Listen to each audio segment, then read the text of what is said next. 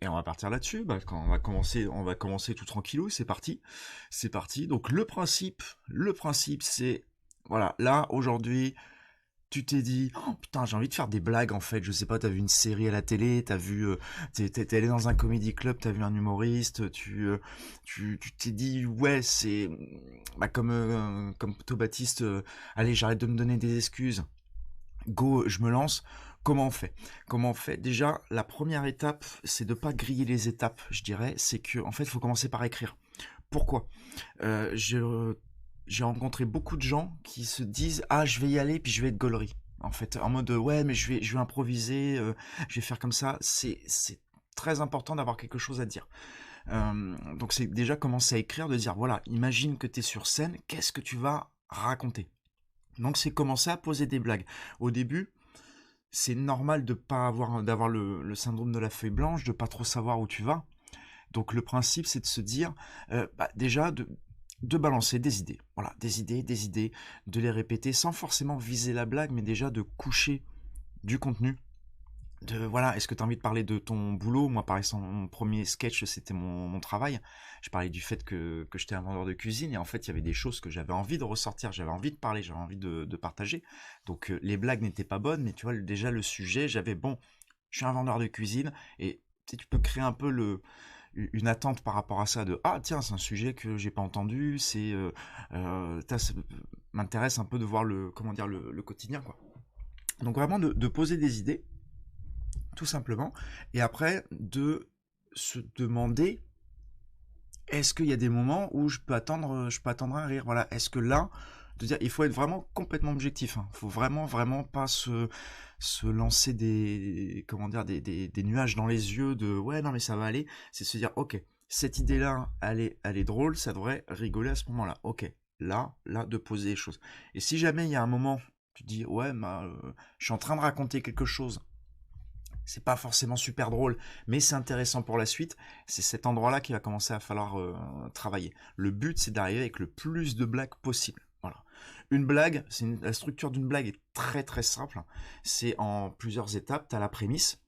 La prémisse, le principe, c'est de te dire, c'est de te dire ce dont tu veux parler. Voilà, c'est le sujet. Ensuite, tu as le setup. Le setup, c'est tu vas en fait rentrer dans la blague, expliquer l'idée. Voilà, l'angle. Une grosse question d'angle, on verra ça après. Et ensuite, tu as la punchline. La punchline, c'est le fait, c'est là l'idée qui va être marrante, qui va reprendre le, comment dire, tout le modèle de ton explication, entre guillemets, qui, ah, boum, ah, et là, tu as la blague. Voilà. Et après, tu peux amplifier avec d'autres blagues qu'on appelle des tags. C'est-à-dire, le principe, c'est de faire une punchline et de pas revenir sur une autre blague pour pas te dire bah il faut que je réexplique encore quelque chose pendant 30 secondes, se dire bah tiens, sur cet angle-là, sur cette prémisse, est-ce que je peux encore recaler des choses? J'ai un exemple qui est une blague à moi, qui est pas la blague la plus drôle du monde de la Terre, mais qui est parfaitement, qui suit parfaitement cette structure. Parce qu'encore une fois, c'est une structure. Après, tu as d'autres types de blagues. Mais c'est on va dire, c'est le principe, c'est la brique de base. Voilà. La blague, c'est simple, c'est euh, j'ai fait un escape game. Donc ça, c'est la prémisse. Voilà, c'est on va parler d'escape game. Voilà. L'escape game, vous voyez ce que c'est? C'est un jeu où tu vas t'enfermer à 5 dans une pièce de 10 mètres carrés. Tu as 1 heure pour t'échapper. Voilà. Là, c'est le setup. Là, tu vois, je plante le décor, j'explique, voilà, on est à 5 dans une pièce de 10 mètres carrés, il faut s'échapper et tout. Voilà. Et après, j'ai balancé la punchline. C'est un jeu belge, ça a été inventé par Marc Dutroux. Là, le principe, c'est voilà, c'est en fait, je pars d'expliquer un jeu où tu vas te dire bon bah il va parler du prix, de comment ça se passe, et en fait non, je ramène ça à Marc Dutroux qui a enfermé des gens, voilà, c'est très très chiant d'expliquer une blague, tu te rends compte qu'après c'est pas dingue, faut jamais expliquer les blagues, mais voilà, c'est dans le déroulé. Et quand je disais des tags, c'est que moi quand je termine ça, donc c'est un jeu belge, ça a été inventé par Marc Dutroux. En fait, plutôt que repartir sur hier j'étais dans le bus, y a eu ça où je vais pas avoir de rire pendant un moment, et ben ce que je fais c'est que je repars sur une autre idée en me disant ok comment je peux tirer encore ce rire là, et je fais bah en Picardie on a la version pour enfants, le catéchisme. Voilà. Du coup ça me permet d'avoir deux blagues et potentiellement deux rires pour une explication. Et le mieux c'est plus t'en as, plus tu vas avoir des rires en cascade qui peuvent mener à des applauses, et puis les gens qui se tapent des barres, quoi. Salut Jean-Christophe, j'espère que tu vas bien. Donc voilà, ça c'est la structure, voilà, de la blague, de se dire, voilà, on va commencer à travailler là-dessus, de poser donc sur Word, sur cahier, à l'écrit, comme vous le sentez, quoi. Vraiment, faut être à l'aise. La première étape, c'est pas une question de... Faut pas optimiser encore, chercher vraiment la rentabilité, c'est vraiment être à l'aise, que ça soit un plaisir. C'est le plus important, vraiment, c'est que ça soit un plaisir, que vous ayez envie d'y revenir. Et d'ailleurs, tous les combien il faut écrire, idéalement, le mieux, c'est tous les jours. C'est tous les jours. Pas forcément 4 heures, parce que c'est très épuisant d'écrire, de poser des choses, mais tous les jours, de au moins ouvrir son cahier, ouvrir son dossier, de se remettre l'idée dedans, en fait. Voilà, pour pas revenir, en fait, 3 jours plus tard, en se disant, ah, je me rappelle plus, ah d'accord, oui, il y avait ça. Et du coup, tu dois te remettre dedans, c'est beaucoup plus long. Alors que tu fais même rien que une demi-heure, 1 heure par jour, si tu veux en tout cas être professionnel et te lancer dedans, c'est déjà une très bonne base, quoi. Et après, tu vas de plus en plus. Mais surtout, vaut mieux euh, couper court à une session d'écriture qui a déjà duré 1 heure en se disant, je garde pour demain pour avoir l'envie l'envie d'écrire demain, que se mettre comme ça sur la table, écrire à fond de balle, et puis demain dire, ah, c'est bon, j'ai écrit hier, voilà. Parce que quand tu vas retourner après, ça va être beaucoup plus dur de réouvrir, que ça sera plus frais dans ta tête, voilà. Alors que si bien tous les jours, la fraîcheur reste là et tu vas avancer beaucoup plus rapidement, et surtout, comment dire, beaucoup plus loin, voilà. Donc là, t'es là, t'as passé cette étape-là, c'est-à-dire que c'est pas juste ouais, j'ai envie de le faire, c'est que tu t'es dit, bon bah voilà, j'ai quelque chose maintenant. J'ai un dossier, j'ai un papier, j'ai genre 1 ou 2 pages de blagues. Ok, comment je peux faire pour passer à l'étape de, bah, je vais les jouer. Déjà, un piège, ne teste pas devant des amis, devant de la famille, devant des copains. Il n'y a rien de pire que quelqu'un qui te prend en otage en mode, bah attends, assis-toi, je vais tester des blagues. Il n'y a rien de naturel là-dedans. Le but du stand-up, c'est de reproduire le naturel sur scène. Si tu prends quelqu'un, par contre, rien ne t'empêche de demander un avis d'un humoriste. D'envoyer bah, exactement comme on fait par exemple ici en fin de stream, mais ah bah tiens, j'ai ce texte-là, qu'est-ce que t'en penses, et de voir un peu, c'est toujours des je pense, il faudrait, c'est pas non, ça c'est pas drôle, ça enlève ça, enfin à part s'il y a pas de blague, mais ah, cette blague elle est pas drôle. Une blague, on sait qu'elle est drôle quand c'est sur scène, avec la manière que t'as de la livrer, l'acting que tu peux comment dire, que tu peux lancer, quoi. Donc tu as cette base-là, tu as ce texte-là, tu as passé cette étape, c'était pas juste une lubie, tu as vraiment envie de monter sur scène. Maintenant, ça va être de se renseigner. Ça va être de se renseigner, ça va être de chercher des plateaux. Donc là, moi je suis à Nantes, Baptiste, toi t'es t'es à Angers. Ça marche pour n'importe quelle ville, hein, je sais pas, ça se trouve ce live, il y a des gens qui me regardent de je sais pas où, ou la vidéo, le replay sur YouTube, il y a des gens de Strasbourg qui vont voir ça. Renseignez-vous dans la ville. Donc c'est simple, généralement tous les plateaux ont des événements Facebook ou sont sur Instagram. Donc tu tapes Comedy Club sur internet avec le nom de ta ville, tu vas trouver. Faut pas s'attendre à être programmé directement sur tous les plateaux. Il y a des plateaux qui sont réservés à des confirmés. Mais par contre, vous pouvez envoyer des questions de voilà, salut, je me lance, j'ai un 5 minutes. 5 minutes, c'est la référence. Pour un premier sketch, faites 5 minutes. Pas plus, ça sert à rien. Mais voilà, je voudrais me lancer. Est-ce qu'il y a des open mic? Voilà, c'est des micros ouverts en français, des scènes ouvertes, ce que tu veux. C'est des endroits où tu vas jouer, alors pas forcément devant plein de monde, mais ça va te permettre de monter sur scène. Généralement, il n'y a pas de sélection. Voilà, faut juste être programmé. Donc, t'envoies un message.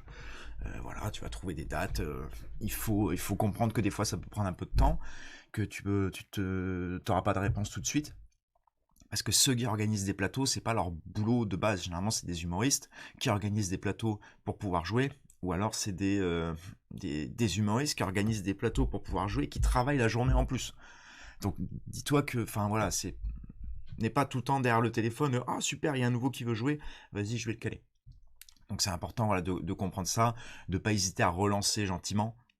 Si tu commences à faire des ouais ça va, gna, j'ai été laissé en vue, on va faire oh là là, il est énervé lui. Voilà, c'est salut, bah je me permets de relancer tout ça, toujours chaud de venir jouer. et hop, et ça continue. Voilà. T'as le droit de relancer, mais il faut le faire correctement. Il faut comprendre que les programmateurs sont pas à ton service, quoi. Voilà.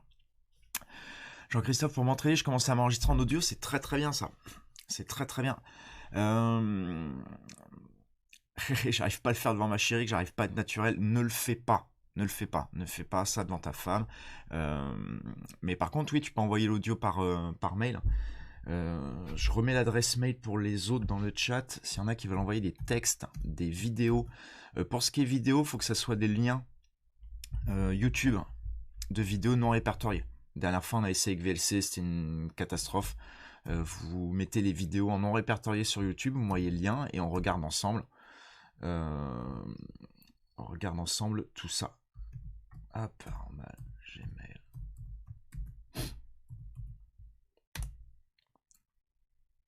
Ouais, c'est bon, voilà, vous avez l'adresse mail. Si je regarderai ça après, s'il y en a, voilà. Donc c'est ça. Quoi écrire? Généralement, c'est une question qui revient. C'est une question qui me revient. Ouais, mais faut parler de quoi? Faut écrire quoi? Faut écrire des choses qui vous touchent et surtout, dites-vous que c'est un premier sketch, soyez indulgent avec vous-même, ne cherchez pas à faire forcément directement du sens, du fond très recherché de la politique, parler de la mort, parler de la maladie, parler de ça. Je sais que JC t'écris toi sur la maladie, c'est un truc où tu te mets quand même une balle dans le pied pour un premier sketch. C'est vrai de penser aux gens qui vont être assis là dans la salle à se dire je vais regarder, j'ai envie de rire. Tu peux, si c'est, ça peut être compliqué d'être dans une posture d'avoir envie de rire, de sympathie envers la personne qui est sur scène si on parle de sujets qui peuvent toucher.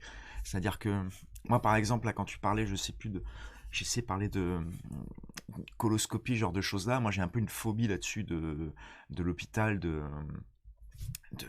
la chirurgie, ce genre de choses là. Directement j'ai voilà.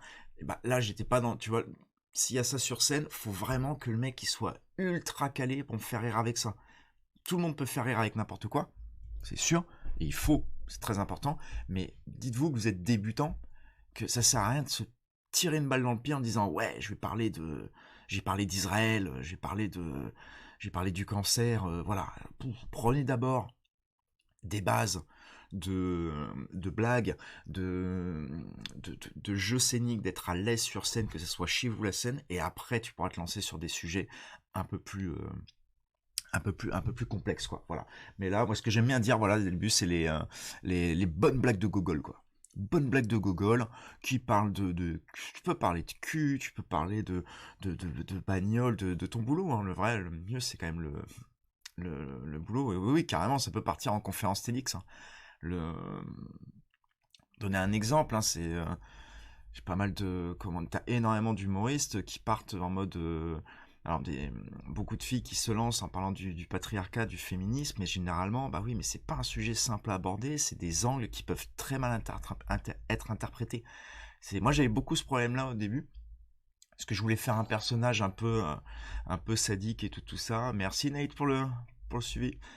Et je voulais faire un personnage un peu sadique, et puis je faisais des blagues sur les femmes, sur genre de choses là, et en fait je ne me mettais pas dans la tête qu'est-ce que les gens peuvent penser de moi. Dites-vous que vous arrivez sur scène, les gens ne vous connaissent pas, ok? Ils savent pas qui vous êtes, et tu ne ris pas avec quelqu'un que tu n'aimes pas. Donc en fait, il faut vraiment zapper tout comment dire, ce doute-là, que les gens soient convaincus que vous soyez une bonne personne. Et voilà, être sympathique. Il y a un proverbe qui dit quand tu arrives à être sympathique envers un public, tu as fait 80% du boulot. Voilà. Donc vraiment, posez-vous quand vous écrivez, posez-vous la question de attends, est-ce qu'à un moment, les gens peuvent penser quelque chose de moi qui n'est pas vrai? Après, en vrai, si t'es un enfoiré, t'es un enfoiré. Bon, ça tu pourras... Il y en a, hein, et je connais des humoristes hein, qui sont pas, voilà, pas sympas, ils sont pas sympas sur scène, et bah, après, ça marche pas forcément très très bien, parce que bah... Mais à partir du moment où vous avez déjà ça, vous êtes un gentil, allez pas passer pour un méchant. Ou alors, il faut que ça soit bien fait, il faut que les gens comprennent que c'est du second degré. Mais voilà, vraiment de se dire, est-ce que il peut y avoir une deuxième lecture, une deuxième... voilà, est-ce que les gens peuvent se dire que je suis raciste? Est-ce que les gens peuvent se dire que je suis misogyne en faisant ces blagues-là? Surtout que des fois, très souvent, c'est qu'une question de mots, d'ordre de mots, d'images. C'est-à-dire que là, tu gardes la même blague, mais en changeant deux, trois choses. Ah ouais, bah c'est plus du tout la même manière de le voir, quoi. Ok, on regardera ça après, JC, je me suis rendu compte. Hein. Je me suis rendu compte que j'ai dit le mot con en parlant d'un de mes personnages, je le referai pas sur scène, il m'a échappé sur enregistrement, mais je le remplacerai pas sur scène. Ok. Bah après, ça dépend comment c'est dit, hein. Tu peux dire des gros mots, hein. Tu peux dire que quelqu'un est con, voilà, ou pas faire le con, ou machin, mais ouais, après, faut pas que tu paraisses pour quelqu'un de dédaigneux, par contre. Ouais, l'autre con, le bouffon, oh là là, trop nul. Attends, waouh, ça va, tu te prends pour qui? Voilà. Mais ça, si c'est ça que t'as voulu dire, c'est que c'est que t'as bien compris le truc, c'est cool. Euh, donc, démarcher les programmateurs, les rencontrer aussi, oui. Les rencontrer, c'est important. N'hésitez pas, si vous avez jamais joué, à aller voir les humoristes, aller voir des spectacles. Déjà, pour que ça soit une zone de confort, c'est beaucoup plus facile pour vous d'aller jouer pour la première fois dans un lieu si vous êtes déjà allé le voir en tant que spectateur. Parce que vous allez connaître un peu le lieu, vous allez savoir ce que c'est que d'être le spectateur dans cette salle, plutôt que d'arriver pour la première fois quelque part. Et puis de se dire, voilà, ok, d'accord, c'est là qu'on rentre, quoi. Et encore mieux, après, si tu rencontres les humoristes, tu dis, bah voilà, salut, je m'appelle François, bah, j'ai envoyé un message, ouais, j'ai envie de jouer, bah je venais voir pour avoir un peu comment ça se passe. Et du coup, deux fois sur trois, ils vont être contents. Ils peuvent te donner des conseils. Et il y a même moyen que à ce moment-là, le téléphone il sorte, il fasse, bah attends, j'ai une dispo là. Voilà. Parce que pareil, hein, dites-vous, voilà, les programmateurs, ils sont là, s'ils ont le temps, ils disent, ah bah tiens, vas-y, je te cale une date, parce que généralement, on est très content d'avoir des nouveaux. Hein. Très content d'avoir des nouvelles têtes, d'avoir des gens à qui passionnés, à qui parler, avec qui partager ça, quoi, parce que c'est quand même, on a de la chance de faire quelque chose qui nous passionne, on a envie d'être le plus possible, quoi. Donc voilà, les rencontrer. Petite astuce de gratteur que tu peux faire, qui ne sera jamais mal vue, tant que c'est bien fait, encore une fois, c'est que à partir du moment où tu as joué quelques fois, eh ben, t'as rien à faire un soir, t'as envie de jouer, va voir un plateau. On va dire coucou. Hey, salut, ça va? Bien? Ouais, il y a du monde ce soir? Nanana, nanana. Tu restes dans le coin, et puis tu verras que même... moi, généralement, j'ai charrie les nouveaux que je vois, je fais, bah alors, on vient voir juste comme ça, ouais, on va pas gratter un 5 minutes, là, voilà, parce que des fois, ça arrive, il suffit que tu tombes un soir où il y a quelqu'un qui est malade, au dernier moment, qui a pas pu venir, toi, t'es là. Genre, t'es juste fucking là, quoi. Donc le programmateur, il va faire, oh, tu veux jouer? Ah bah, j'avais pas prévu. Oh là, oh, je sais pas si. Oui, oui, d'accord, je connais. Voilà. Mais tu vois, c'est. Et il y a personne, jamais, qui te dira, putain, mec, tu peux pas venir à chaque fois, nanana. Au contraire, bah, ils sont contents. Tu t'échanges avec les humoristes, tu commences à faire comment dire, de créer des liens. Créer des liens avec eux, et puis, bah, ouais, c'est. J'en connais beaucoup qui ont commencé bien comme ça, et puis bah, moi, le nombre de fois que j'ai joué parce que j'étais là, quoi. Soit c'est un 5 minutes hors chapeau, soit c'est tu rentres dans comment dire dans la programmation. Et puis voilà. Tiens, en parlant de chapeau, on va parler de thunes parce que j'avais même pas noté dans le chose. Mais on va parler un peu de thunes parce que je pense que c'est quand même un sujet qui intéresse. Euh, comment ça se passe?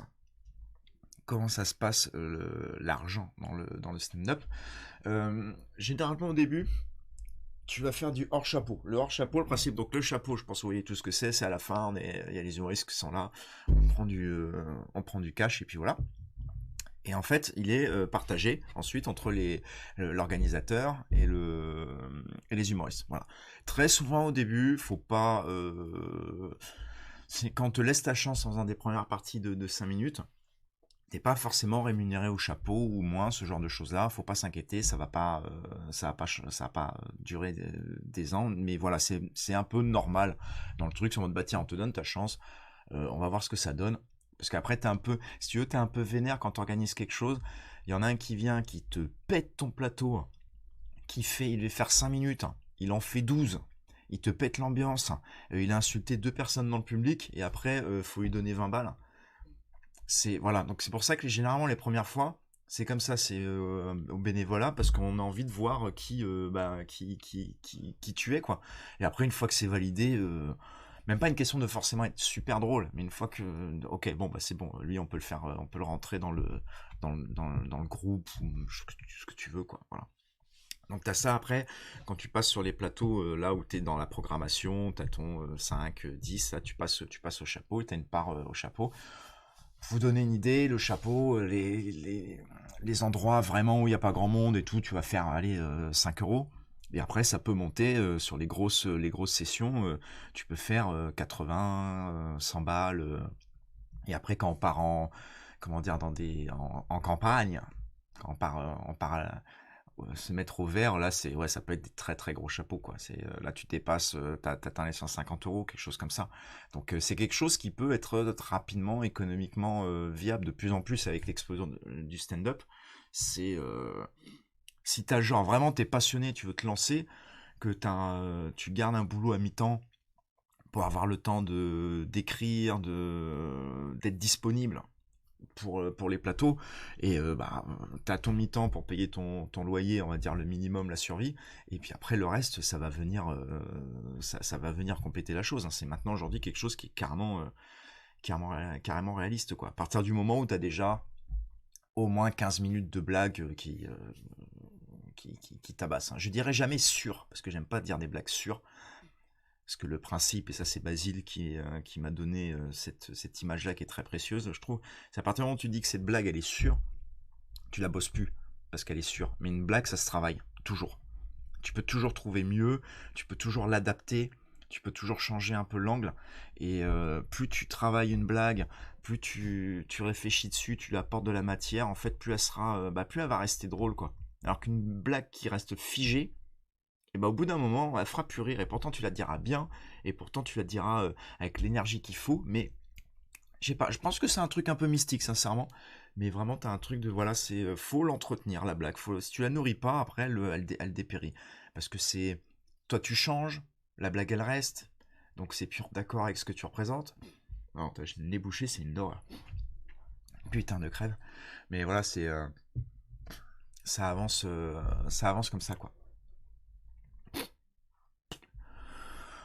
J'ai pas de règles, généralement, c'est quand j'en ai marre. Au bout d'un moment, c'est en mode bon, bah là, ça y est, j'en ai marre. Après, il y a un principe, c'est que les blagues que tu mets sur internet, généralement, tu les refais pas. Moi, toutes les blagues que je mets, par exemple, sur Instagram, c'est très très rare que j'y refasse à Nantes. Généralement, c'est plutôt quand je vais. Quand je pars en tournée, entre guillemets, quoi. Voilà. Mais après, sinon, c'est voilà, une blague quand j'en ai marre, quand je me dis, ok, bim, je la cale, j'évite de la faire. Ou alors, je la fais beaucoup plus tard. Parce que j'ai pas envie que les gens qui viennent voir le spectacle se disent, ah, j'ai déjà vu cette blague-là, quoi. Après, c'est pour ça que je cale jamais des longs extraits. Je mets toujours des trucs très courts que même si les gens l'ont vu, bah, ça fait 30 secondes, il reste 14 minutes et 30 secondes de nouveau, tu vois. Voilà. Et après, sinon, il y a l'exemple Kevin Robin qui fait 1 heure de blague. Il les rôde, il les ponce, il fait son heure de spectacle, il le tourne, il le capte, et après il balance sur internet et il y revient plus jamais. Voilà. Moi je suis en train de. Au début je pensais que c'était vraiment la bonne chose, hein. Après, il n'y a pas de meilleure ou manière de faire, je pense que tout le monde est différent. Moi j'étais un peu là-dessus de ah bah oui, faut jeter. Et maintenant je me rends compte, en fait, j'ai joué à Luçon, je crois, il y a quelques jours.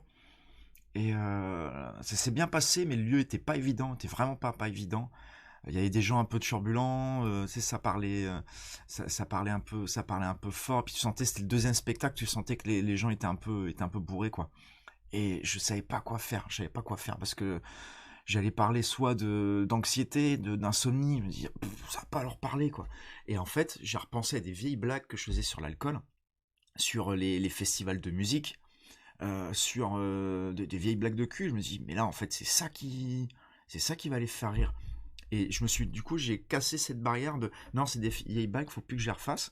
Et bah pendant 20 minutes, j'ai tout recreusé dans la tête de ok d'accord, j'ai commencé avec celle-là, celle-là, celle-là, et je me suis adapté au public. Et je suis passé, ça c'est trop trop bien. Et voilà, ceux qui parlaient le plus, qui faisaient plus de bruit, en 2 minutes, c'est ceux qui m'écoutaient le plus et qui riaient le plus. Parce qu'en fait, j'ai vu, voilà, et je me suis adapté. Et voilà, donc après, tu écris un sketch, tu le tournes, t'en as marre, le jette pas, garde-le de côté. Voilà, c'est ton petit sac à blagues. Voilà. Et le but, c'est d'avoir le plus gros sac à blagues. Et un jour, tu vas voir, parce que il y a une énorme importance sur l'envie d'avoir de faire les blagues. Là, maintenant, moi, je suis beaucoup là sur l'énergie d'arriver. Il faut que j'ai la petite boule là, à monter sur scène en me disant, ouais, là, j'ai envie de faire ces blagues-là. Putain, ça me fait. Moi, je vais passer un bon moment, ils vont passer un bon moment. Voilà. Et plus t'en as, plus t'as de blagues, plus t'as de thèmes, plus t'as d'idées, et bah plus tu vas pouvoir facilement en fait trouver ce qui va te plaire. Voilà. Et en plus, toujours intéressant d'avoir un taf à côté parce que ça te permet de vivre des trucs et ça te donne de la matière pour écrire. Tout à fait. Tout à fait. Bon, au bout d'un moment, ça peut devenir un obstacle quand vraiment tu joues beaucoup et que voilà. Mais par contre, là, je te rejoins complètement là-dessus, Baptiste, c'est que euh, c'est compliqué quand t'as 18, 20 ans, que t'as pas encore bossé, t'as pas encore vécu énormément de choses. Ouais, c'est le fait de rentrer directement dans le stand-up sans au moins avoir une vie de travail, entre guillemets, avant. C'est vrai que, bon, je suis personne pour dire quoi que ce soit, mais j'encourage pas ça, quoi. Ouais, j'ai 18 ans, je vais me lancer direct dans le stand-up. Bah, tu vas raconter quoi? Tu vas raconter quoi? Après, tu vas raconter ce que tu vas observer, mais d'un point de vue de personne qui n'est pas en corrélation trop avec ce que les autres gens dans le public vivent. Voilà. Après, je sais, il y en a beaucoup il y en a qui l'ont fait, ça marche très bien.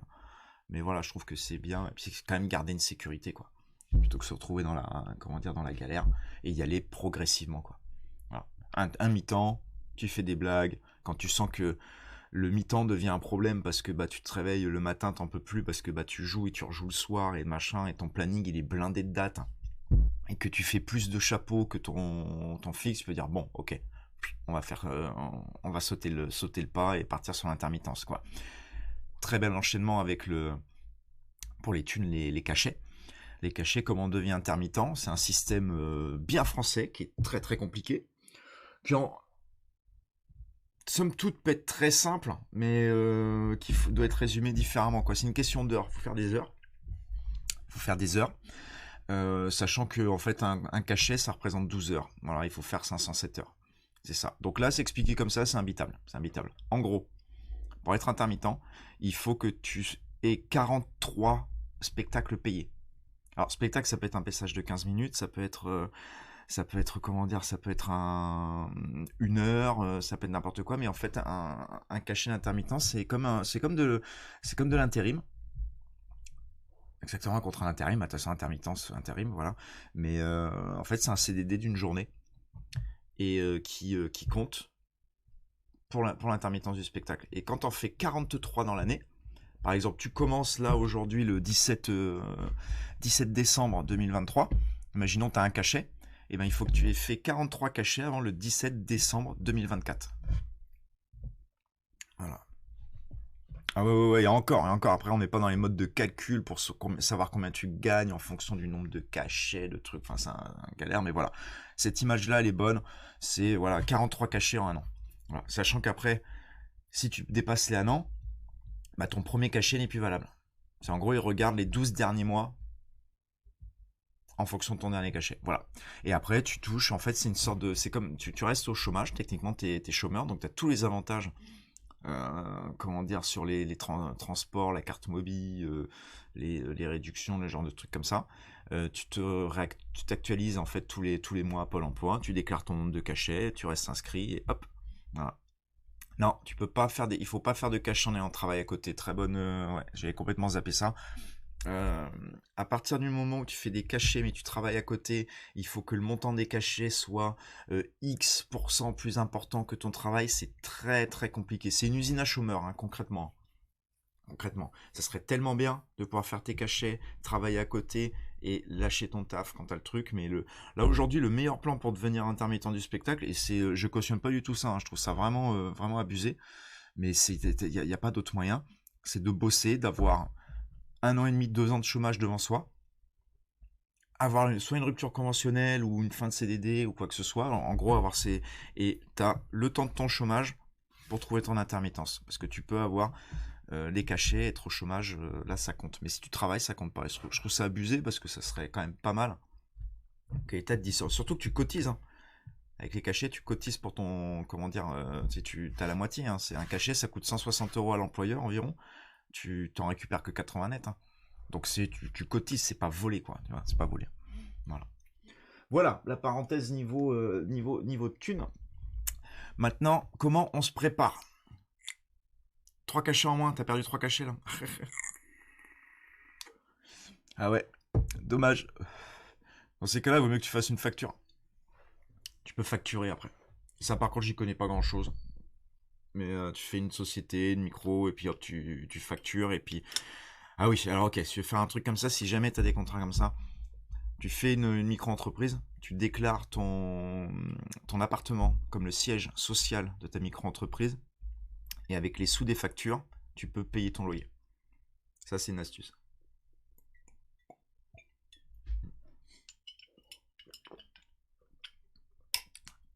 Ah ouais, bon courage avec le Doliprane aussi. Maintenant, comment on se prépare? Comment on se prépare pour la scène? Donc là, vraiment, méthodologie, tu as vu de commentaires de A à Z. Comment on se prépare de la scène? Donc, tu as écrit ton texte. Bientôt, tu es programmé parce que tu as contacté les programmateurs. Tu as, comment dire, tu es prêt à les jouer. Donc, maintenant, comment se préparer? Tu vas avoir beaucoup de stress. C'est normal. Bah, après, tout le monde réagit un peu différemment. J'ai une petite astuce pendant que j'y pense. Ceux qui n'arrivent pas à manger stressés. Moi, j'avais ça. C'était impossible de manger la journée. Je me levais le matin, je jouais le soir. C'était impossible d'avaler quoi que ce soit. C'était une catastrophe. Les fruits. Les fruits, ça passe très très bien. Tu manges une banane, une pomme avant de monter sur scène. Ça te casse la faim. Ça t'apporte de l'énergie. Et puis, surtout, t'es pas blindé. Parce que ça fait de gaffe, hein, le plan gros burger avant de monter sur scène, arriver en pleine digestion, c'est un enfer. C'est un enfer. Donc voilà, petite voilà, taxe pour comment bien manger pour faire du stand-up. Apprendre le texte, la base, en fait, il faut savoir que du coup vous êtes nouveau. Les autres humoristes et programmateurs vont vous voir arriver comme un nouveau. Donc surtout détendez-vous là-dessus sur l'attente de résultats. Faut absolument que ça cartonne, sinon je serais pas reprogrammé. À partir du moment où j'étais chez quelqu'un de bien intentionné, la personne comprendra que ça sera pas dingue dès le début et te laissera la chance après. Il y a certaines choses qui sont attendues d'un nouveau par contre. C'est 1, respecter le temps. 2, respecter le temps. Et 3, respecter le temps. C'est-à-dire que si on te donne 5 minutes et que t'en fais 12, c'est typiquement le genre de truc qui va faire que la prochaine fois, je te reprogrammerai pas forcément tout de suite. Je vais plutôt prendre lui parce que je sais qu'il respecte le temps. Un spectacle, c'est un timing. Des fois, tu as plusieurs sessions les unes après les autres et t'as pas envie de prendre du retard. Ce qui fait que si toi tu prends 12 minutes au lieu de 5, le dernier, il va devoir speeder ou il va falloir réduire le temps. Donc là, c'est en mode t'es sérieux, c'est pas. Non, ça se fait pas. Voilà. Ça. C'est vraiment très important. De plus en plus, il y a des timers sur scène. C'est des petits en fond de scène, tu as des chiffres avec voilà, le temps qui défile, comme ça tu sais exactement où t'en es. Donc si tu es à 5 minutes, tu vois que tu arrives à 5 minutes, c'est pas genre ne termine pas maintenant, mais termine ta phrase, ta blague. Mais le pire que tu puisses faire, c'est ouais, nanana, boum, ok, je suis à 5 minutes et 4 secondes, ok. Et ouais, puis à ce moment-là, je lui dis, tiens, je sors du bus. Et la dernière fois, là, tu enchaînes sur un autre truc, le temps il est passé. C'est sûr, tu vas te faire cartoucher. C'est sûr et certain. En tout cas, surtout si je suis là. Mais voilà, mais ça, c'est vraiment le primordial. Ensuite, c'est d'apprendre son texte. Sachant que généralement, quand je parle de 5 minutes, c'est pas obligé de faire 5 minutes. Ok, on te donne 5 minutes au max. Après, préviens, tu vois, mais te dis pas, te force pas à dire ah j'ai encore 3 minutes. Ah merde, bon qu'est-ce que je vais faire, voilà. Mais en fait, à partir du moment où t'as terminé, toi t'as terminé, dis merci à tous, c'était très cool. Après, faites du bruit pour le prochain, c'est machin, bonne soirée. Voilà. Ne te dis pas il faut que je comble pour arriver à 5 minutes. Ça, c'est important parce que des fois, t'en as qui sont paniqués de ah bon, bah, il me reste 1 minute, qu'est-ce que je vais faire? Il y a des couples dans la salle et après, ça se finit pas super bien, quoi. Voilà. Ça, et apprendre son texte, en fait. C'est-à-dire que, ben, si on t'a donné une place, tu vois, et tu la prends, et t'arrives et t'es pas préparé, tu connais pas ton texte, c'est un peu dommage parce que déjà, pour toi, tu vas pas travailler. C'est-à-dire que tu vas pas progresser, avoir d'éléments pour progresser pour la prochaine fois. Et en plus, comment dire, bah, pour le public, c'est un peu, voilà, tu montes pas le spectacle. Donc, comment apprendre le texte? J'ai quelques petites astuces là-dessus. C'est de résumer en fait. Salut Croco. C'est de résumer en fait son texte en grandes idées. Ok, c'est pas c'est bien d'apprendre par cœur au début. Après, il faut absolument pas faire ça, mais au début, c'est quand même bien d'apprendre par cœur parce que bah, vous n'avez pas encore les mécanismes de mémoire pour ça. Mais de résumer en grandes idées. C'est-à-dire que dans ton 5 minutes, tu parles de ton boulot à la poste, que ta copine elle va aller au restaurant et que tu as envie de jouer à Call of Duty. Voilà. Imaginons, c'est dans tes 5 minutes, tu as ces 3 idées-là. Et ben, c'est important de connaître ces 3 idées-là dans le bon ordre. Comme ça. Tu parles du principe, tu parles de ton boulot à la poste, boum boum boum boum, t'as un trou, tu finis, bim bim bim, tu fais bah et sans transition, paf, t'enchaînes sur le deuxième thème. Tu sais que après il y a ta copine qui va aller au restaurant. Tu vois ce que je veux dire? C'est-à-dire que c'est le principe de se raccrocher aux branches, quoi.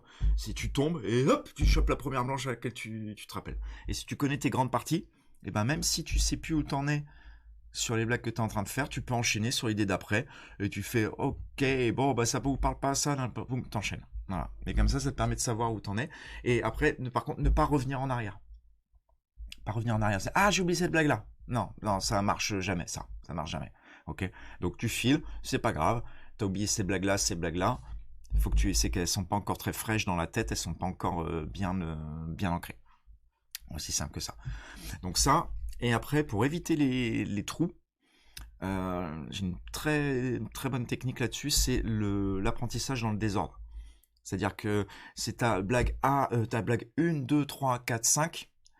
Généralement, on l'apprend 1, 2, 3, 4, 5. Et on répète. Et 1, 2, 3, 4, 5. Ok, 1, 2, 3, 4, 5. T'es sur scène, tu fais 1, 2, 3. Là, il y a un mec qui pète dans la salle. Ça te déconcentre. Tu sais plus où t'en es. Ton cerveau, mécaniquement, il va revenir à la une. Parce que tu l'as appris comme ça. C'est normal. Donc ça va être très compliqué de revenir là où t'en es de partant de zéro. Par contre, si tu te forces à faire 3, après c'est 4. Ok, d'accord. 2, après c'est 3. En fait, tu prends ton texte et tu t'obliges. C'est comme quand tu fais tourner une map monde, là, pouf, hop, t'es le pays là. Et ben tu prends ton texte, tu fais hop, cette blague là, qu'est-ce qu'il y a après? Là, tu tombes pile poil dans le milieu de ton texte, et t'enchaînes. Ce qui fait que si tu t'entraînes ton cerveau à travailler comme ça, et ben si à un moment sur scène il y a un truc qui te décontenance, qui te déconcentre ou quoi que ce soit, ton cerveau il est entraîné à retrouver directement la blague d'après, et pas forcément revenir au début. Voilà. Donc ça c'est un truc. Réciter le texte à voix haute. Au début, c'est vraiment très bien, ça vraiment te forcer à le sortir, et c'est encore mieux si tu le fais en faisant quelque chose d'autre. Genre moi par exemple, ça devait être assez marrant à voir, mais quand je rentrais du boulot, en fait, je récitais mon texte dans la bagnole en conduisant. J'étais là en mode du coup, mon corps, il était obligé de passer les vitesses, de regarder quand même les voitures et tout, et j'entraînais à le faire, et comme ça devenait vraiment naturel, j'y pensais même plus. J'arrivais sur scène, les mots ils arrivaient, je n'avais plus du tout à penser à mon texte, donc je pouvais être full dans l'interprétation, dans les mimiques, dans le savoir-être. Voilà. Voilà, bah c'est très bien ça, JC. C'est un bon truc pour être à l'aise, et plutôt que d'être là et d'être dans le texte. De toute façon, ça se reconnaît très rapidement un humoriste qui ne connaît pas son texte. Il a les yeux qui regardent par terre. Parce que vu que t'es focus, t'as 80% de ton cerveau qui est réglé sur le fait de putain, qu'est-ce que c'est après, qu'est-ce que c'est après, qu'est-ce que c'est la prochaine blague, je sais pas. T'es pas dans le jeu, quoi. Alors que quand tu connais ton texte, tu sais où tu vas, t'as zéro doute, t'es là, tu rigoles. À un moment, tu vas remarquer quelque chose dans la salle, tu vas pouvoir rebondir dessus, et tu vas être détendu, tu sais exactement ce qui arrive après. Et c'est vraiment, quand t'arrives à ce stade-là, là vraiment, tu peux être drôle et pas essayer de faire rire. C'est une grosse différence ça, entre être drôle et essayer de faire rire. C'est que quand tu essayes de faire rire, tu prends tes blagues, tu regarde, parce que là, en fait, waouh, attends, poète, poète, voilà, t'as vu un peu, non, mais regarde, mais c'est drôle, regarde, c'est drôle, t'essayes de faire rire. Voilà. Une fois que tu connais vraiment ton texte, que tu le maîtrises, là, t'es drôle, c'est-à-dire, t'es dans la manière de le dire, c'est dans la manière de l'amener, c'est dans les ruptures, c'est dans les regards que tu vas faire, c'est dans le fait de vivre ce que tu racontes, tu vas l'incarner. Et du coup, c'est bah ouais, c'est quand t'as un pote, comment dire, en soirée ou en terrasse ou je sais pas quoi, qui te fait vraiment marrer, 90%, 70% de ce qui est drôle, c'est la manière dont il dit, c'est avec les petites pointes d'intonation, le rythme. C'est pas, tu remets la même anecdote ailleurs, avec moins de, genre au boulot, je sais pas quoi, t'as pas du tout le même effet. Donc ça, c'est très important de l'avoir pour vraiment faire vivre le chose, quoi. C'est vraiment une question d'énergie là-dedans, hein. C'est à partir du moment où c'est quelque chose que tu as écrit qui te parle et que tu peux défendre en mode même si c'est pas, si là les gens ne rigolent pas, eh ben ouais, là c'est mon idée, c'est voilà, c'est ma blague de. Et à partir du moment où tu essaies de faire rire, t'es en mode, tu fais le clown un peu. Ouais, regardez, ouais, c'est rigolo. Je vous raconte des trucs, des mensonges pour vous faire rire. Alors que si tu es drôle, tu vas raconter des vérités, quoi. Que tu peux toujours après transbahuter, quoi. Mais voilà, faut que je fasse gaffe dans 10 minutes. Il y a la pub, je profiterai pour aller me moucher. Logiquement, j'ai un message, il y aura un truc pour dire quand ça lance. Alors désolé, je suis obligé de mettre de la pub. Si j'avais su, je serais pas passé affilié. Parce que bah, ça n'a pas servi à grand chose. Si, j'ai des très beaux smileys maintenant. Des très beaux émoticônes qui sont réservés aux abonnés. Mais que tu peux avoir avec des points de chaîne aussi, hein. Je sais même pas comment ça marche. Je les appelais les micros, c'est en bas du chat. Si t'en as 500, tu peux avoir un emoji avec ma gueule. Je les ai fait moi-même, c'est des emojis avec ma gueule. Parce que ça me faisait rire d'être narcissique. Si jamais je continue de parler, il y aura toujours l'image. Et que la pub elle a démarré, vous me mettez dans le chat, attention c'est la pub. Et puis comme ça je coupe. Comment on fait pour savoir si notre texte est bon? Bah écoute, c'est assez simple pour le coup. C'est que bah c'est si ça déjà un, est-ce que ça rigole?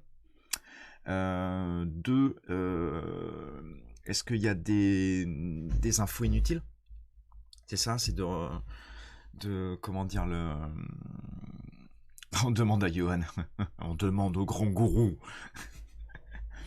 Voilà, mais c'est de, voilà, ça dépend. Coco, toi t'as pas joué encore, hein, il me semble. C'est toi qui m'as envoyé des messages sur Insta. Si t'as pas encore joué, il faut le faire. Il faut le faire. Et puis après, bah, si jamais tu veux, je te remets l'adresse mail. Si tu peux l'envoyer, on peut le regarder après.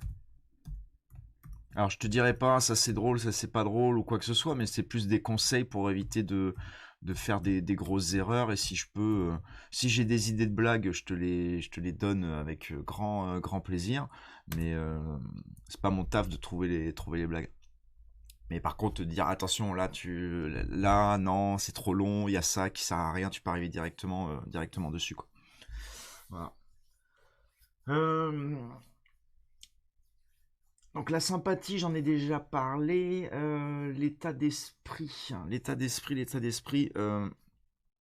c'est de se dire, ouais, c'est pas en fait pas être stressé en arrivant, de se dire, ah, faut absolument que je fasse rire, c'est ma première fois. C'est dis-toi que t'es dans voilà, une démarche comment dire, de découverte, de travail. N'hésite pas à demander des retours des autres humoristes. Comment dire, en demandant voilà comment ça s'est passé, est-ce que tu as des petites pistes, ce genre de choses. Et après faut de l'humilité et vraiment être en phase. Le les 90% des humoristes des gens qui ont voulu être humoristes et du coup qui ont arrêté ou qui se font plus programmer ou qui galèrent, qui doivent bouger jusqu'à Vesoul pour trouver un open mic parce que plus personne veut les faire jouer. systématiquement, c'est le même problème. C'est un manque d'humilité, c'est un manque de sincérité, quoi. Tu peux pas monter sur scène, bider, sortir en disant, moi, c'est le public qui était pas cool. C'est pas, non, c'est pas, tu peux pas avoir cette démarche-là. Tu peux pas avoir cette démarche-là. C'est, c'est, tu, des fois, il y a des conditions qui sont pas optimales, effectivement. Ça arrive. Tu n'auras pas le même niveau de rire. Mais après, il y a toujours quand même, t'es là, il faut toujours se demander qu'est-ce que j'aurais pu faire de mieux, comment ça se fait. Et c'est que comme ça que tu grandis. C'est que comme ça, quoi.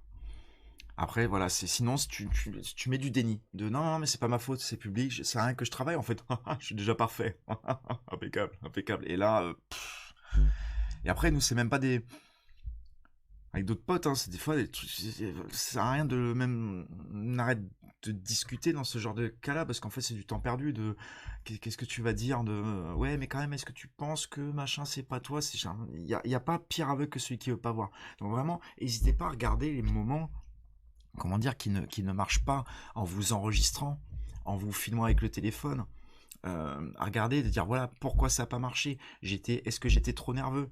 Est-ce que j'ai bégayé? Est-ce que j'ai répété des mots? Est-ce que c'était trop long?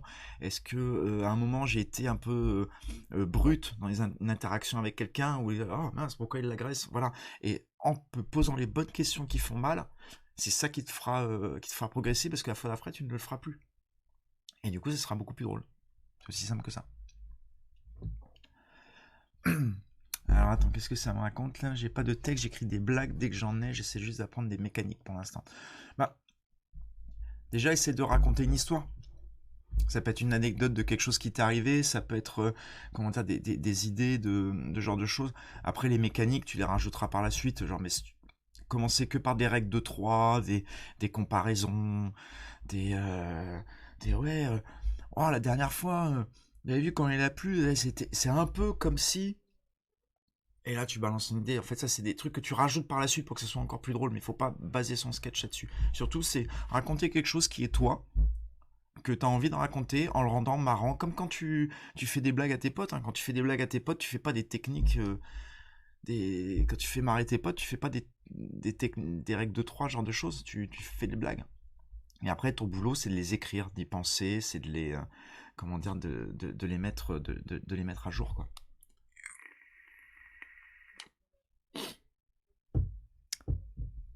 Ouais, bah bien sûr. Après, le problème, c'est que c'est pas inné. C'est pour ça que je mets un point dessus sur l'humilité de, voilà. Très, très, très important. Euh, Comment se comporter lors de son premier open mic? Alors là, bah oui, bah ça, c'est parfait, ça enchaîne bien. C'est, euh, dites-vous quand vous arrivez sur place, la personne qui organise, elle veut que ça se passe le plus facilement possible. Donc il y a des trucs, c'est de pas arriver si le plateau est à 19h, n'arrivez pas à 19h, arrivez au moins une demi-heure en avance. Plus ça sert à rien, mais moins une demi-heure en avance, que ça rassure l'organisateur que t'es pas oublié, qu'il n'ait pas besoin de te remplacer. Euh, Propose d'aider, toujours ça comment dire, qui fait plaisir. Surtout une règle, ne jamais critiquer sa place dans l'ordre de passage. Il n'y a rien de pire que quelqu'un, ah ouais, non, troisième, je peux pas passer dernier plutôt. Non, si on t'a mis troisième, c'est que on veut que tu sois troisième. Point barre. Il n'y a rien de pire que discuter. Ce qui peut arriver, par contre, c'est tu préviens en amont, en avance, et tu dis, bah oui, et par contre, comment dire, je dois partir après, j'ai ça, ou je risque d'arriver un peu juste parce que je dois aller chercher mon gamin, parce que je finis le taf. À partir du moment où tu préviens un peu en avance, la veille au moins, bah, l'organisateur va faire ok d'accord, bon bah hop, je te mets deuxième, troisième, en fonction quoi. Après c'est tout le monde veut s'arranger, mais comment dire, faut pas l'imposer quoi. Faut pas discuter là-dessus, il y a rien de plus dur. Faut pas gêner le spectacle. Si les loges sont proches de la scène, faut pas trop, comment dire, parler dans le fond. C'est des choses qu'on demande aux spectateurs de pas faire. Donc ne le faites pas vous. Et puis après, ne faites pas de retour non désiré. C'est-à-dire que ne va pas, voir un autre humoriste en mode waouh putain c'était dur pour toi ou ce genre de choses, voilà, c'est demande toujours. Putain, tu veux que un retour, ça t'intéresse, tu veux un truc comme ça, ouais non j'ai pas envie, j'ai pas très bien vécu là, j'ai pas trop envie d'en parler tout de suite quoi. Est-ce que tu penses que l'heure de passage a une influence sur les rires? J'ai remarqué que passer dernier diminuer les rires en général. Techniquement, c'est carrément l'inverse. Généralement, voilà, t'as pas envie d'être premier parce que tu dépends beaucoup du MC. Donc le MC, le maître de cérémonie, c'est un des humoristes qui est choisi pour lancer la soirée. Pour dire aux gens bah, de s'installer, d'être bien, ça a commencé, ça, ouais, faites du bruit et tout, nanana. J'ai une vidéo sur monter son plateau qui est sur ma chaîne YouTube qui reprend comment faire une chauffe. Les bases, c'est la deuxième moitié de la vidéo qui est plutôt, c'est celle dont je suis plus fier. N'hésitez pas à aller voir ça sur la chaîne YouTube, c'est Johan BTO, pareil. C'est là où il y aura les rediffs des choses, voilà. Donc t'as le MC qui chauffe et qui envoie le premier. Et en fait, donc du coup, les gens ils sont pas encore installés. Pour peu que t'aies beaucoup de monde, pour qui c'est la première fois, ils sont pas forcément à l'aise avec l'idée de rire, parce que c'est un truc généralement, enfin un spectacle, tu restes comment dire, c'est plutôt stoïque et t'en as beaucoup qui sont pas habitués des comédie clubs, des plateaux à se lâcher. Et ça a tendance à l'ambiance à monter. C'est-à-dire que si le premier est bon, hop, ça monte le cran. Si le deuxième est bon, paf, ça monte le cran. Et le dernier, il est au climax et c'est à lui de clôturer la soirée. Pourquoi on met généralement les gars sûrs en dernier? C'est que ça va être le souvenir du spectateur. C'est-à-dire que généralement les spectateurs se rappellent de l'ambiance des deux derniers. Voilà. Donc si jamais on a quelqu'un qu'on sait qui est un petit peu plus vert, pour ne pas penser à Antoine Santenac, qui appréciera beaucoup cette référence, on le mettra plutôt ouais, genre, soit au début, soit au milieu, et on finira avec ce que l'on considère le plus percutant pour que les gens fassent what the fuck, faut que je revienne, c'est trop bien quoi. Voilà. Donc c'est ça. Mais après, si la soirée est trop longue, des fois t'as des soirées avec 7-8 humoristes, et à la fin, effectivement, ça peut redescendre un peu, parce qu'ils ont déjà beaucoup rigolé, ils en ont marre, quoi. Donc c'est pour ça qu'un spectacle, faut que ça dure 1 heure, pas plus. Ça sert à rien de faire un spectacle d'1 heure et demie, ou alors au moins, faut qu'il y ait un entracte, un truc comme ça, quoi. Mais voilà, c'est très important. Donc voilà, la place dans le line-up, elle est fixée, vraiment, ne pas faire ça. Voilà, que je lui ai dit d'échanger tout le monde dans le temps que je me remette. Voilà, bon, bah on va parler une fois sur scène, maintenant. Donc là, on reprend le déroulé de A à Z. Tu voulais faire du stand-up, t'as écrit ton matos, t'as trouvé un plateau pour jouer. Tu es arrivé comment dire au plateau, tu t'es préparé et maintenant tu es comment dire tu vas monter sur scène. Voilà. Un des gros pièges qui peut y avoir, c'est la gestion du micro. Généralement, les nouveaux sont un peu comment dire un peu nerveux par rapport à ça. Il y a une astuce très simple. Le micro, c'est de le caler contre le menton. Voilà, tu le cales contre le menton. Tu vois, il va aller nulle part. Le gros piège, si tu tiens le micro comme ça, c'est que tu tournes la tête et du coup, tu parles plus dedans. Voilà. Donc ça, tu le colles au menton et après, voilà, et t'y penses plus. Vraiment, du coup, ça arrive très naturellement et c'est la meilleure astuce pour comment dire, pour le gérer. En arrivant, tu vas avoir une foule qui va te regarder. Alors, ça va dépendre forcément du nombre de personnes qu'il y a, mais ça va forcément être intimidant. Bon, on va partir sur une salle pleine. Après, on fera une salle vide. Parce qu'il y a différentes choses à voir. T'arrives sur une salle pleine, c'est intimidant. Faut pas être intimidé. Oh, le pire conseil du monde, quoi. C'est intimidant, ne soyez pas intimidé. Mais on a tendance devant une foule à ne pas regarder les gens, c'est à fuir, comment dire, le regard. Il y a un très bon conseil justement dans le bouquin de Greg Dean, là. Greg Dean, ouais, c'est ça. C'est considérer la foule comme une somme d'individualité. J'explique. C'est que si tu arrives et que tu vois les gens mais que tu prends une petite seconde au début pour regarder quelqu'un dans les yeux, ensuite quelqu'un d'autre en étant souriant, sympathique, faut que les gens ils aient envie de t'inviter à boire un verre en fait. C'est ça le truc de putain, il est trop marrant, enfin, il est trop qu'on boive l'apéro avec lui quoi. Et si tu les regardes un peu un par un, deux, trois, tu vas rendre compte que c'est des gens comme toi. Voilà. Et du coup, ça va permettre de connecter d'une manière un peu informelle avec les gens. C'est plus que juste regarder un énorme troupeau et de... Oui, donc en fait, le truc, c'est que là, et tu regardes au loin, tu regardes personne parce que t'es terrorisé. Non, regarde les gens. S'il y en a un qui fait la gueule, zappe-le, ne regarde pas. Tu auras toujours comme ça, zappe-le. Voilà, il passe pas un bon moment, c'est pas pour lui, c'est pas grave. Souvent, c'est pas que toi, c'est toute la soirée qu'il n'aime pas. Voilà.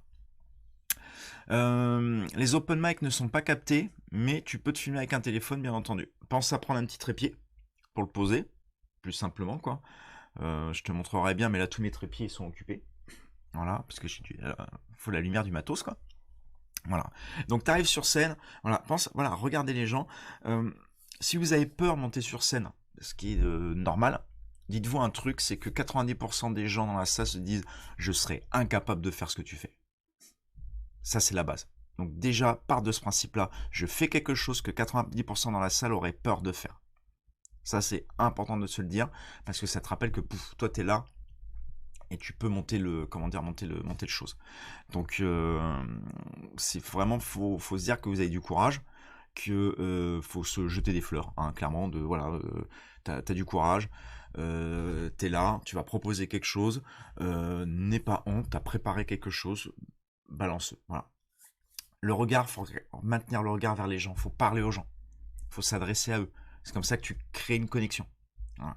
Le pire, c'est tu ne connais pas ton texte, tu regardes tes pieds.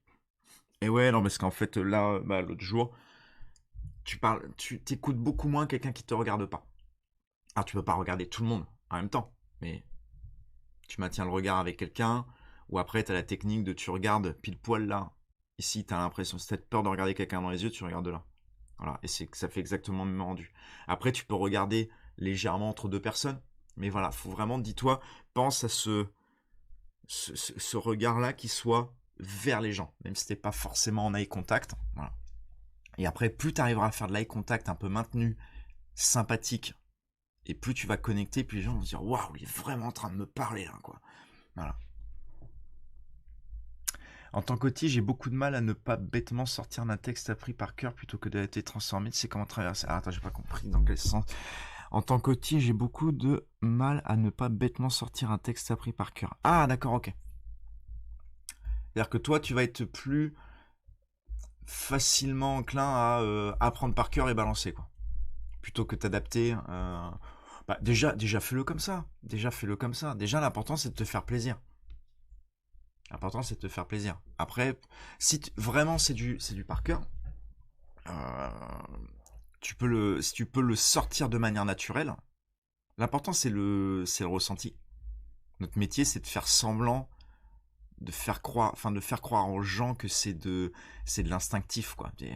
Un des meilleurs compliments qu'un humoriste peut recevoir, c'est de faire marrer quelqu'un et de dire, mais tu l'as écrit ça? Quand tu arrives à mettre ce doute-là, est-ce que c'est écrit ou pas? Parce que bien sûr que c'est écrit, mais si tu arrives à mettre ce doute-là, donc toi, si t'es par rapport à ton autisme, si t'es dans l'apprentissage du par cœur, et ben par contre, t'as un gros travail d'écriture, c'est que tu peux apprendre, tu peux écrire vraiment à faire ton naturel. Par contre, quand tu écris, ça c'est bon pour tout le monde, l'humour n'est pas copain avec le bon orthographe ou la bonne syntaxe. C'est-à-dire que tu peux écrire mal. En fait, il faut écrire comme on parle. C'est que généralement, là tu peux reconnaître un nouveau très facilement à des mots qu'il va envoyer, par exemple, genre concernant. Je sais pas, des trucs de. Alors, j'ai pas d'exemple qui viennent en tête, mais en fait, un nouveau va parler comme il écrit. Alors qu'en fait, un humoriste doit écrire comme il parle. Oh, c'est beau ça. C'est ça. C'est-à-dire que tu vas parler comme un livre. On dit souvent, il y a beaucoup ça. Oh mon Dieu, tu parles comme un livre. Voilà. Et ben, c'est le principe de euh, quand tu écris une phrase. Moi, je le fais tout le temps. J'ai fait des lives où j'écrivais des blagues en direct. Comme ça sur des nouveaux trucs et en fait bah tu vois je suis là je tape j'écris et après je fais ah ouais donc en fait à ce moment là nanana, parce qu'il faut que ça soit naturel quand ça sort de ma bouche, tu vois. Moi jamais je me dirais néanmoins, voilà, néanmoins concernant, voilà, c'est néanmoins tu dirais par contre, tu vois. Par contre moi il est hors de question que j'aille là-bas, ça je le dis. Néanmoins je n'irai jamais là-bas, quoi, voilà. Et plus tu utilises des mots simples, moins les gens ont besoin de réfléchir. Là, on rejoint Coca-Cola, le temps de cerveau disponible. Tu veux que les gens ils aient des images les plus simples possibles pour que ta blague elle percute le plus. Si tu es en train de leur expliquer avec des mots compliqués, un truc très simple, ils vont être en mode wow, attends, de quoi ils parlent, et boum, tu balances la blague, ils sont encore en train de réfléchir à à comprendre en fait ce que tu leur as expliqué. Il faut que ça soit le plus simple avec le moins de mots possible. Pas forcément le moins de mots possible. J'aime de moins en moins cette idée-là, mais avec comment dire, avec ouais, moins de mots compliqués et voilà, faut aller à l'essentiel. Par exemple, quand tu racontes une anecdote, que tu dis, eh ben, hier j'étais dans un bar, c'est le bar c'est celui qui est rue Pasteur là, c'est avec le poulpe au-dessus, et c'est qui est à côté du kebab. On s'en fout, on s'en fout. Hier j'étais dans un bar, point barre. Allez, un bar, j'en sors mais 10 000 à l'heure. Voilà. Mais tu racontes une histoire, il faut zapper un nombre de détails, vraiment aller à l'essentiel. Aller à l'essentiel. Voilà. Hier, j'étais dans un bar, on s'en fout de quel bar c'est. J'étais avec des potes, ils étaient deux. Ah bah non, il y avait Fred aussi. Non, j'étais avec des potes, point barre. Deux, trois. Si c'est pas relevant pour la blague, on s'en moque, enchaîne. Parce que plus tu rajoutes des mots, plus tu rajoutes des explications, plus c'est compliqué pour le public, et plus ça devient long en fait. Et tous les mots que tu rajoutes à décrire des choses qui sont pas utiles, c'est des rires en moins. C'est ton prochain rire, il est le plus loin possible. Parce que c'est très important d'avoir des rires rapprochés. Très important d'avoir des rires rapprochés. Parce que si... un peu en mode... Attends, je finis ça. Mais si t'écris une blague et que t'as 40 secondes après à réexpliquer des choses et que t'as une nouvelle blague, si ta première blague elle rate, que tu sais que tu as tout ce cheminement-là à faire avant d'arriver à la prochaine blague, qu'est-ce qui va se passer? Tu vas accélérer ta race. Parce que tu vas être là en mode, ça rigole pas, je suis en train de bider, vite, vite, vite, vite, vite, vite, la prochaine blague, la prochaine blague. Tu vas accélérer, les gens ils vont rien comprendre parce que tu vas parler trop vite. Blague d'après, même si elle est très drôle, hein, bam. Oh là là, ils ont pas rigolé non plus. Et là, tu perds pied, quoi. Alors que si t'as blague, blague, blague, blague, blague, plein de blagues le plus rapidement possible, il y a forcément à un moment, il y en a une qui va tomber, ça va te rassurer. Tu vas choper ton premier rire, tu vas te mettre dedans, et ça va le faire, quoi. Euh, un peu en mode storytelling, qu'est-ce qu'il faut que je fais? Ouais, ouais, c'est ça qu'il faut, c'est ça, qu'est-ce qu'il faut que je fais? Oui, d'accord, ok, voilà, ouais, c'est ça, ouais, ouais, ouais. C'est ça qu'il faut qu'on fasse, c'est ça qu'il faut, tout ce serait cela qu'il faut faire, la comédie française. Voilà, là c'est un peu, voilà, dites-vous que le but c'est de retranscrire des, des, des conversations qui auraient dû être naturelles où on est sur scène. Genre Roman Fressinet, là, dans une interview sur France Inter, il explique que lui son but, c'est que les gars, ils se disent, mais putain, mais ce gars, je pourrais être dans un bar avec lui, quoi. Il pourrait être en train de me parler dans un bar, quoi. C'est ça le but, que ce soit le plus naturel possible. Pas de... Voilà. Et plus t'arrives à rapidement écrire comme tu parles, plus tu gagnes du temps à la réécriture, et plus ta blague va être percutante rapidement. Au début, c'est normal. Tu vas écrire... et tu dis, mais jamais je dirais ça, jamais je dirais ça. Et en le faisant sur scène, tu vas dire, mais c'est pas naturel. Et après, tu vas trouver ta voix, la manière de parler sur scène qui pour toi est naturelle. Et là, ça sera top, quoi. Hmm. Un piège aussi, le pied de micro. Donc vous avez le micro avec le pied de micro. Euh, Faut avoir tendance à pas comment dire, à pas le tripoter tout, quoi. Salut Croco, à la prochaine. Puis bah du coup, bah là il y aura le replay sur YouTube. Passez une bonne soirée. Le pied de micro, éviter de le tripoter dans tous les sens. Généralement, c'est un tic nerveux. C'est voilà, d'avoir le pied de micro là. Attends, hop là. Tu vois, avec voilà, ça, avec c'est d'être là, à le tripoter, c'est des tics de nervosité, ça. Et du coup, ça parasite parce que pour peu que t'aies un spectateur, son attention, il se tourne vers qu'est-ce que tu fais avec le pied de micro, il va moins t'écouter. Donc, une bonne astuce, si tu le prends, tu le mets directement au fond et loin. Et tu te mets devant. Faut pas qu'il reste à côté de toi parce que sinon tu vas le tripoter dans tous les sens. C'est pas agréable en plus à voir à l'image.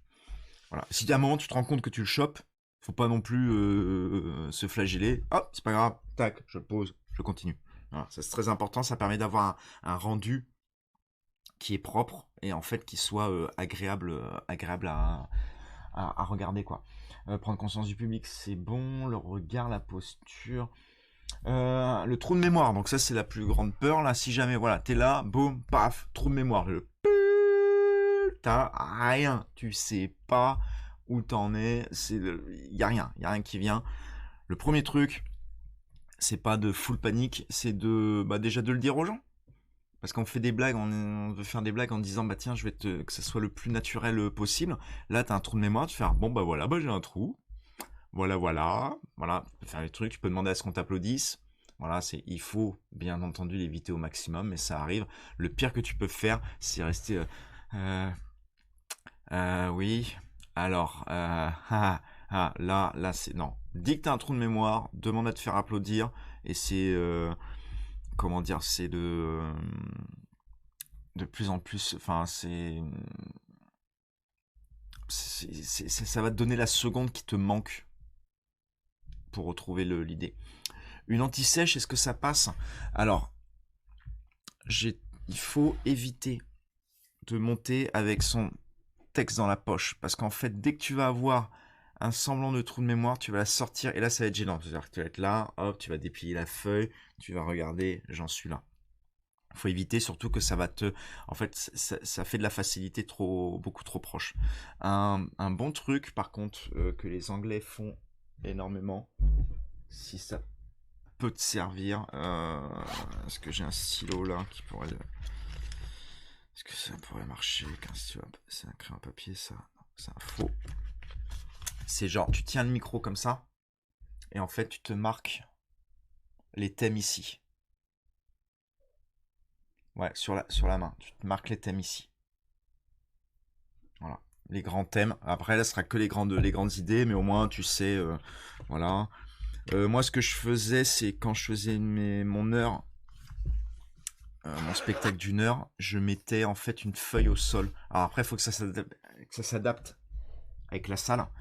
Je mettais la feuille au sol avec les sketchs, les uns après les autres, comme ça j'ai pas de truc. Après, en fait, il faut pas que les gens puissent le voir. Voilà. Là, sur la main, les gens disent ouais, c'est sa liste de courses, voilà. Ouais, ça peut le faire. Si ça te rassure, en tout cas, oui, ça peut le faire. Mais évite vraiment la feuille pliée dans la poche. Là, c'est plus un piège qu'autre chose là, carrément quoi. Voilà. Ça a respecté le temps, voilà, déjà avec tout ça c'est déjà pas mal. Et après, deux dernières choses là pour comment commencer, on va déjà être à 1h30, ça va être pas mal pour pour une vidéo. Avoir un but en fait en montant sur scène. Donc là, toujours dans le A à Z, donc là t'es monté sur scène. Ça s'est passé comme ça s'est passé, bien ou pas bien, à voir. Mais là, tu sors et comment retravailler son texte? Comment retravailler son texte? Il faut s'enregistrer. Il faut se filmer, c'est le mieux pour repérer ses tics, repérer se passer la main dans les cheveux. Là, c'est le tic que j'ai en ce moment. C'est les doigts nerveux, comme ça, trop tripoter le micro, de repérer ces trucs-là et de les éliminer. Déjà sur le visuel, et après, c'est tout simplement de regarder. Est-ce qu'à des moments j'ai pas eu de rire? Est-ce qu'à des moments c'est trop long? Est-ce qu'on comprend bien ce que je dis? Voilà. Là, ne pas hésiter par contre à montrer les vidéos à des amis, à des gens quoi, parce que là c'est en condition réelle de voir qu'est-ce que t'en penses. Et généralement c'est assez marquant, c'est que tu leur donnes le téléphone avec la vidéo et tu les regardes. Toi, tu regardes pas la vidéo, tu regardes eux. Tu regardes à quel moment ils vont décrocher. Maintenant, on est un truc où c'est avec les TikTok, les réels, c'est très très dur de maintenir l'attention plus d'une minute. Et regarde à quel moment ils vont te dire ouais non mais c'est bien, tu vois, te dire voilà. Après, si la vidéo est vraiment bonne et qu'ils arrivent à regarder tout, soit c'est des très bons amis, soit c'est que la vidéo est bonne. Mais c'est très intéressant d'avoir le moment où ils décrochent. Dire ok là c'est trop long, c'est pas catchy. Voilà. Et après c'est de reprendre tout ça, du coup, dire ok, donc bim bim bim, ce passage n'allait pas drôle, j'ai trop touché le pied de micro, ça a parasité ma présentation, et c'est quand tu retournes sur scène la fois d'après, d'avoir un objectif. Il faut toujours monter sur scène avec un but. Le but du premier passage, c'est de connaître son texte, de respecter le temps.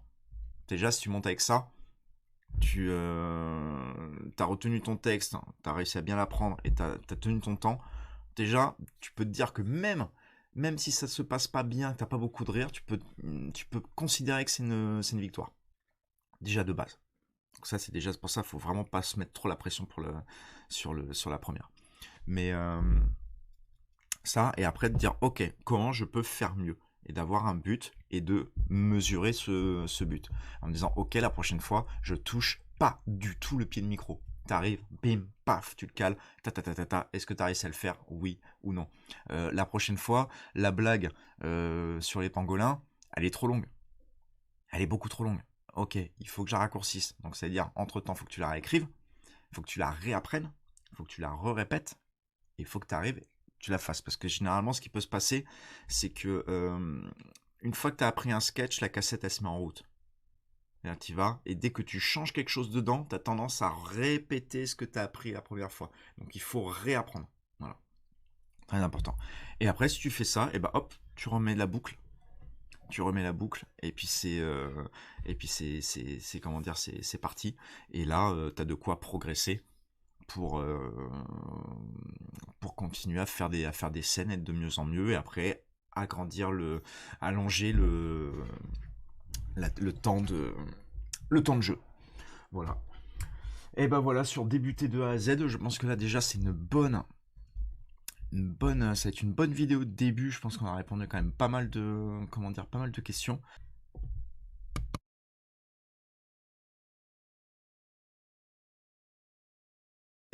Oh putain, je suis sadique, je m'en suis rendu compte à la boulangerie, je suis sadique, mais tout seul, hein. Chercher mon petit déj et tout, j'étais en train de faire la queue, ouais, ça va être cool et tout, et j'entends un mec derrière moi qui fait il reste encore un cookie. Ouais putain, ouais c'est ton moment Johan. Wow. Oh j'ai passé une semaine de merde, tu vas prendre pour tous les autres.